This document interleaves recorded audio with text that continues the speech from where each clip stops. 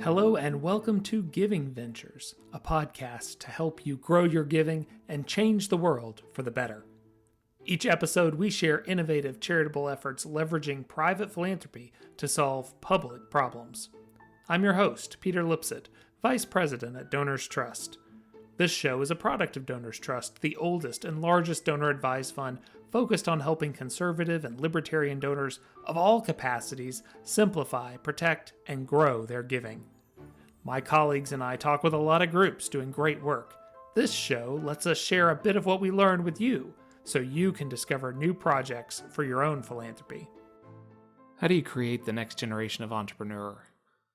Entrepreneurship is something that is innate in certain people who just have the risk profile and the go-get-em attitude to be great entrepreneurs. But that's not true of everybody. There are plenty of us who need a little push, need a little training, need to just understand how to expand our thinking in terms of being an entrepreneur and starting something new, whether that's within a company or starting a business.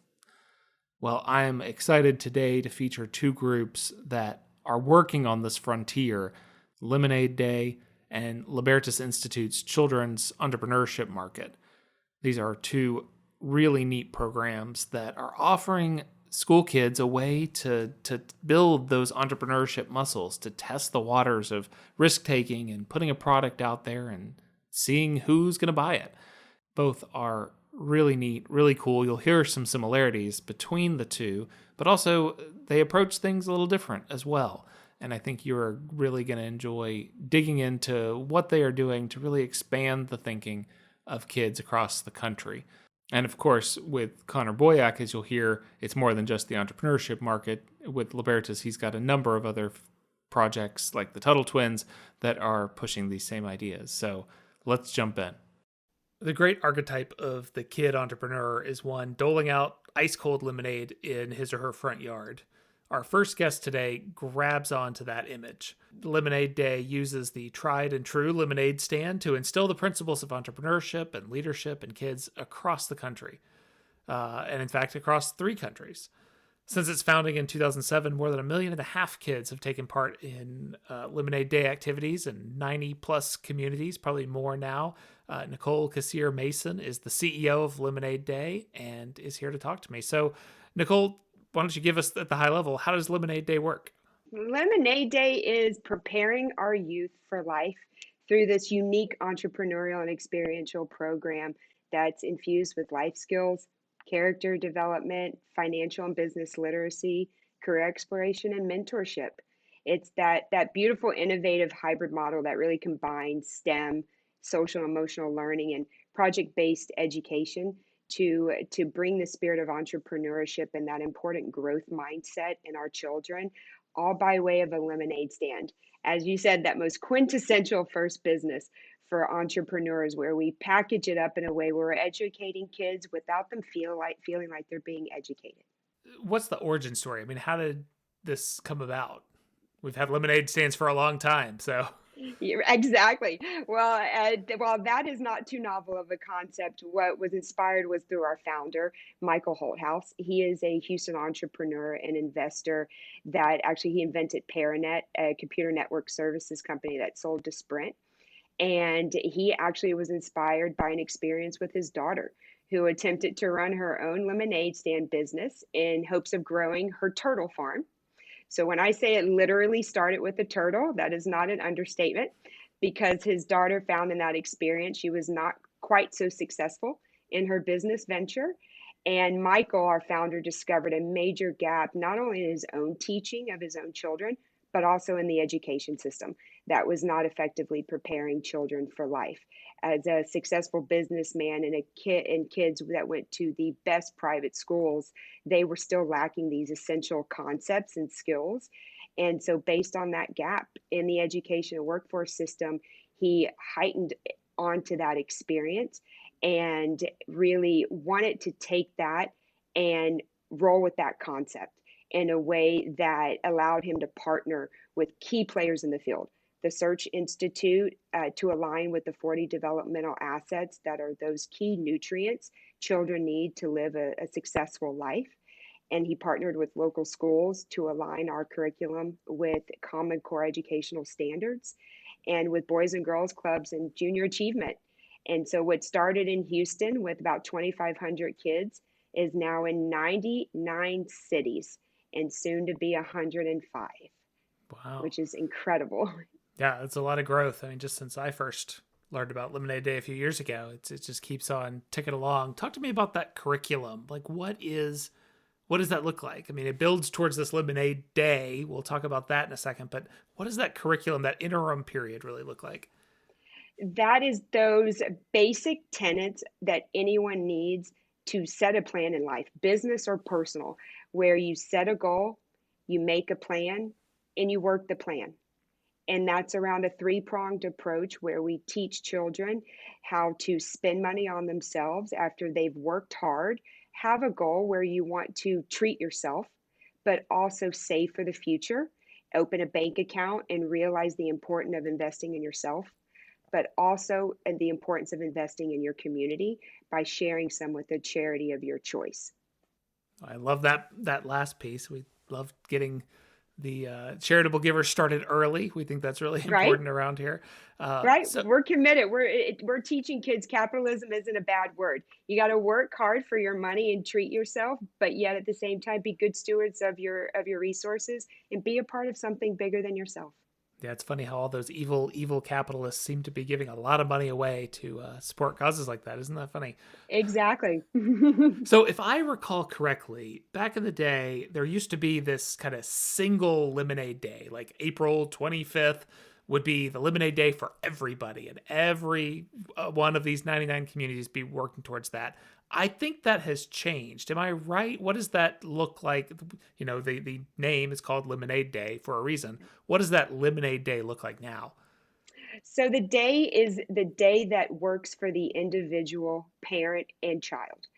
You're correct. Our original business model was through licensing our program to individual cities, which has allowed us to scale our impact to where we are today, where we've worked with over 400 schools, 100 boys and girls clubs and YMCAs, Big Brothers, Big Sisters, where we work those natural pathways to engage children and we empower boots on the ground. We work with an anchoring organization that holds the license to our program and help them build these multi-sector partnerships with local government, parks, schools, chambers, all so that we can take kids through this experience and it culminates on a single day where they bring their business to life. And that was very advantageous in the beginning because it gave those exclusive rights to that organization to market, fundraise, and to promote this to the local media under the umbrella of Lemonade Day and drive traffic to support youth businesses on that single day, where you are really connecting youth with their community to essentially paint the town yellow. But now, because of this very cool animated interactive digital platform that we have called the My Lemonade Day app, that technology is allowing us to scale our impact in a really unique way. We now can go direct to our consumers and to our customers. So we can operate through a local chapter, but yet we can also operate in a different manner to go to a small group, say in a tribal community, or a single Sunday school teacher that wants to deliver this, or a parent that just wants to operate in their household. Through this technology, we now have that ability. And it creates a new revenue source for Lemonade Day because while the learning content will always remain free, through the technology, we can create some in app purchase experiences to unlock a deeper journey for children while creating another revenue source for the company to diversify our own funding. So it can really be anytime, anywhere, one person, a whole community. Lemonade Day is more than just a day. That's great. Okay. And you continue to expand your partnership roster. We were talking before we hit record that you're actually now partnering with Communio, who was featured way back, I think, in episode 4 of the Giving Ventures podcast. And my friend JP DeGance running that. Talk to us about some of these partnerships that are helping continue to expand this. Yes. So groups like Communio and Classical Conversations, which is another homeschool group that JP has his own children in, and groups like OutSchool that has an amazing access to other homeschool groups and parents. And PragerU is another example where we now have these unique strategic partnerships that have the trust of their parents and their children, where we can deliver the program through them. That's neat. That certainly helps expand the reach, I'm sure, and brings this content to a lot more folks. So, how do you measure success of this? I mean, how do you know that this is working? You've been around for, a while now, since 2007. So, I imagine you've established some kind of track record to know that this works and that works. You've innovated, et cetera. So, Yeah, absolutely. Well, just like all organizations, especially those serving youth, we do a slew of things between pre and post test surveying of the mentors and the parents that are experiencing this with their children and with their students. And then, of course, our board chairman, Joe Daly, is a senior partner of Gallup that speaks our love language around measuring impact and measuring those KPIs. And so we've been able to align our data with Gallup data to kind of compare what Lemonade Day children are experiencing versus their non-participating peers. And we are seeing our kids 93% increase in communication skills, confidence, self-esteem, 3 times the rate. Our Lemonade Day kids are hosting businesses more than their non-participating peers. And so we're able to leverage the data that Gallup collects and compare that against our own kiddos to show that there is a vast rise in awareness of their own aptitudes and harnessing that light, because we focus on kindergarten through 8th grade students for a reason, because that's those critical years in development when the hard wiring is being set in our children. And when their light and that energy that they have is still strong, we harness that so that we can help get them at a young age and teach them in a way that's more proactive versus reactive. that's really neat. I wish back when my sister and I had done a lemonade stand so many years ago, we'd had some of these tools available. We probably would have been able to make a few more dollars than we did. So, It's unfortunate. It's unfortunate that high school is, for the most part, if you're that fortunate, high school is the first time that typically introduces concepts around financial literacy or even career exploration. That whole question of what do you want to be when you grow up typically isn't introduced into your life until much later. And if you get your kids at an early age, they can have the experience of exploring career paths. I mean, Lemonade Day is just a start, right? If kids can go on and market a lemonade business, fantastic. We have some rock star kiddos that are actually selling their products in HEBs, Whole Foods, Target. But for the most part, our kids use this as that stepping stone to something bigger and better. But it gives them the opportunity to think and get creative and innovate. you can never find out if you're an entrepreneur if you don't have the door open for you a little bit. So that's great. And Nicole, and everything you guys are doing at Lemonade Day is so awesome. And we appreciate you talking to us. Thank you so much for having me. With our next guest, we get 3 projects in one, maybe even more, depending on the day. Connor Boyack is a terrific social entrepreneur. He founded the Libertas Institute in Utah, a hardworking, success-laden state think tank. He is the author of the very successful Tuttle Twin books and that whole franchise, which we'll talk about just a little bit. And he also started the Children's Entrepreneurship Market, which is now expanding even beyond Utah. So, Connor, since this episode is centered on that idea of entrepreneurship and how we spark it, let's start there. Give us a picture of what the Children's Entrepreneurship Market's doing. For us, this all started about 6 years ago. We saw one summer all these headlines of little kids' lemonade stands getting shut down across the country. I think it was like 2015 or 16, and there was this summer where all these headlines were emerging. Country Time Lemonade even did a whole thing out of it where they created this like legal defense fund for little kids whose lemonade stands were getting shut down.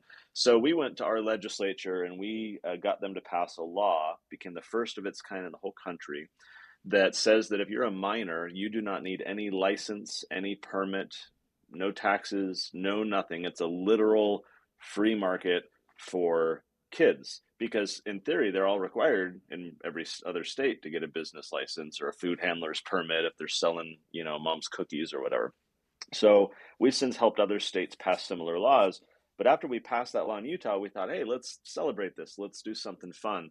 So we launched the Children's Entrepreneur Market. This is basically like a farmer's market, but it's run entirely by the kids. So mom and dad can help set up, they take down, but the kids are doing the business plan, they're organizing, they're setting the price, they're interacting with the customers. We've now done this for 6 years, and now we're kind of scaling in the future. So it's just been a really fun project to help kids learn about and practice entrepreneurship. And is the market a project of the Libertas Institute, or is it its own standalone organization? Yeah, so Libertas has like two divisions. We've got our policy side, like a traditional think tank, and then we've got our whole educational side where we have the Tuttle Twins, the children's market. So those are just outward facing brands for Libertas Institute, and everything is run through our main 501c3. Got it. All right, so back to the market itself. Now we've got the technical piece nailed down. So what kind of support are you giving to these kids? I mean, if mom and dad aren't doing anything, I imagine you're giving them some kind of lesson plan, or how do you help them get to the point where they can actually open something? Yeah, a lot of this is a very family centric program. There are various programs out there that do things in the schools. Ours is we want mom and dad involved. We think that's when you have families involved, you're going to get more retention. You're going to get ongoing application of the lessons that you're teaching. So we do provide, books and curriculum, and it's very integrated with the Tuttle Twins, really trying to help them learn not just like finances, but economic theory. I mean, we have a whole free market curriculum for kids to learn about, the economic way of thinking and how to understand how the world works. So we're leaning into that a little bit more. We're hoping in the future to build out even more kind of curriculum and business plan type of support. But really, it's just all centered around this market experience, 3 hours on a Saturday morning. Kids make on average like $60. And we let the profit motive be the primary teacher, because when these kids see how well the traditional lemonade stand, you spend 90% of your time flagging cars down and hoping someone will stop. Our markets, we bring like over 1,000 people from the public, so it's nonstop foot traffic. So these kids are just hustling the entire time, make a lot of money. That becomes the greatest teacher, more than if we sit them down and have them do a little lesson beforehand. Gotcha. So you create a little mall, and each child or a couple of kids has their own kind of store in Yep, that mall. that's right. Got it. So talk to me about the success. I mean, what have you seen, and how long, tell me again how long you've been doing this? So this is our 6th year. We've had a bunch of businesses spring out of this. For example, we have one family, they sold shelf-stable cotton candy, like cotton candy in a tub. And it's called Floss Cotton Candy. Now they're in grocery stores all over the country. They've really like leaned into this, turned this into a business. We've got kids who've kind of paid for part of college or going on a service project or all kinds of stuff. We've given out scholarships. We've really tried to build this out as a program just in Utah. But after doing this for a few years and hearing from our, friends and supporters in other states that were like, hey, why don't we have something like this here? That's what's led us now to want to scale this into a national brand. Yeah, let's talk about that. Talk to me about what the expansion looks like. And part and parcel to that, you mentioned how you passed a law there in Utah, which I don't think was one of the worst offenders of some of the lemonade shutdown stuff, but you passed a law there. So I'm interested in that and how you're expanding that legislative side, and then how are you expanding the market into other states? So take that however you want. Yeah, so this year, 2023, we're going to be expanding to 6 new states. And the states we're expanding to are the ones that either independently or through our help, they've passed somewhat of a similar lemonade stand law. So there's at least some kind of protection for kids. Utah's the gold standard. It applies to any business, anything. Most other states, they do a traditional lemonade stand law, and it applies just to beverages. So the moment you sell brownies, the crushing weight of the state comes upon you, and you have to get all these permission slips. That's probably Nonetheless, a good idea in a state like Colorado. So yeah, exactly, right? if you're selling brownies on the street. Right. Colorado is one of the states that has a lemonade stand law. So we're expanding there to Texas, Tennessee, Arizona, Michigan, and I believe Pennsylvania was the other one. So, but the plan is we want to take this nationally, and not every state has laws like this. So it's going to be a bit of intentional civil disobedience, where we're going to go into these other states in the years moving ahead that don't have any kind of legal protections. We're not going to require kids or even tell them to go get business licenses or food handlers permits. What will happen is if there is any backlash, if there is any penalty or problem, we'll go work with the local think tank or other civic groups to then go change the law And so if anything, we're kind of inviting that type of conflict, because when you come after these little 8-year-old cute kids that aren't causing anyone any harm, it just creates a great opportunity to go back to the legislature and say, hey, let's fix this. Yeah, I was going to ask if you were partnering with some of the other think tanks in these different states, Beacon in Tennessee or Yep. Commonwealth in Pennsylvania, et cetera. Yeah, partnered probably isn't the right word, but we're definitely in communication. Before we moved into these states, we're like, hey guys, just letting you know, we're kind of coming. If you want to be helpful, we hire a market manager in each state that we expand to. And so some of the groups are willing to kind of share that through their network or promote the markets once we launch them. So we definitely want to be friendly. We don't want to encroach on anyone's territory necessarily, but all the groups have been great so far, and they say, hey, this is really cool. We love to see it. So we're excited to expand. And what's it cost from Libertas' perspective to put on one of these things? Well, to enter a new state cost us about 160,000. Those are, primarily just upfront costs. We've got to hire someone, train them. We've got to go build a lot of relationships, do some initial marketing, and those costs really plummet over time. Especially because we have booth fees of like 10 or $15. We sell little T-shirts and all kinds of stuff. So a lot of those ongoing expenses are offset by the little amount of revenue we're able to generate. And so, like with the Tuttle Twins, our model is initial philanthropic investment to kind of produce a book in the case of Tuttle Twins, or launch a market in the case of the market. And then that creates a kind of a sustainability opportunity where we're able to generate some revenue moving forward. Got it. And you've brought up the Tuttle Twins. I want to move on to that, but real quick, how many times are these kids doing this? Is it one and done? Yeah, in Utah last year, to give you an example, we had 30 markets in a single year spread throughout the state. So we have a lot of families who will go to 2, 3, 5. We have some kids who go to, like a dozen, because this becomes a great opportunity for them to get in front of a lot of customers. So the repeat market experience is something we definitely want to do. And in these new states that we're expanding to, we're starting with like 5 to 10 markets the first year, just because these new market managers have to get their feet wet.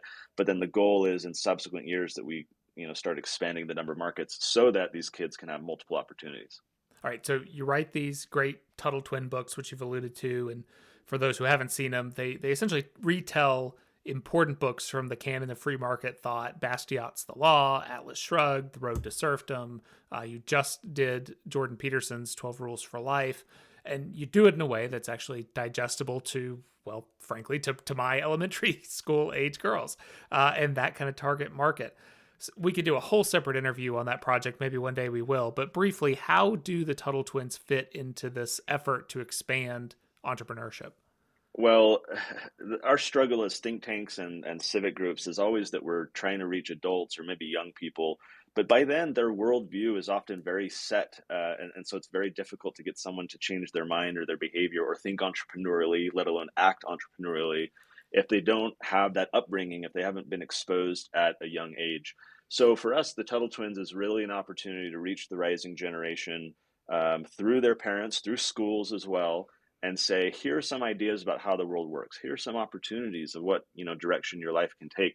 And we found that the younger that we can reach these kids, it really results in kind of a different direction later in their life. They become far more curious about these ideas. They do want to engage with the children's market. They do want to, later, we've got kids going into internships at some of our think tanks who kind of got their start of curiosity and got the freedom bug, you might say, by reading the Tuttle Twins. And I will add briefly that what we've found as well, here I'm running a think tank trying to educate voters, trying to educate adults.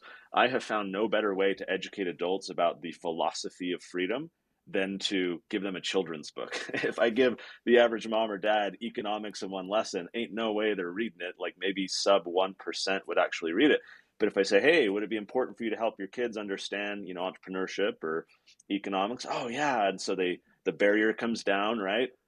They read the book with their kids. They're learning along the way. And I can't tell you how many parents tell us they're learning things for the first time in the Tuttle Twins that they were never taught before, maybe never understood. So to us, it's a big value add to teach entrepreneurship, but broader kind of economic theory to entire families.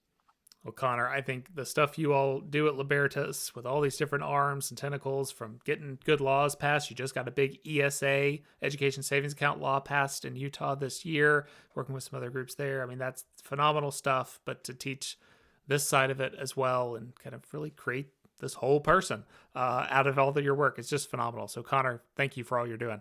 You're welcome. And thank you, Peter. Appreciate it.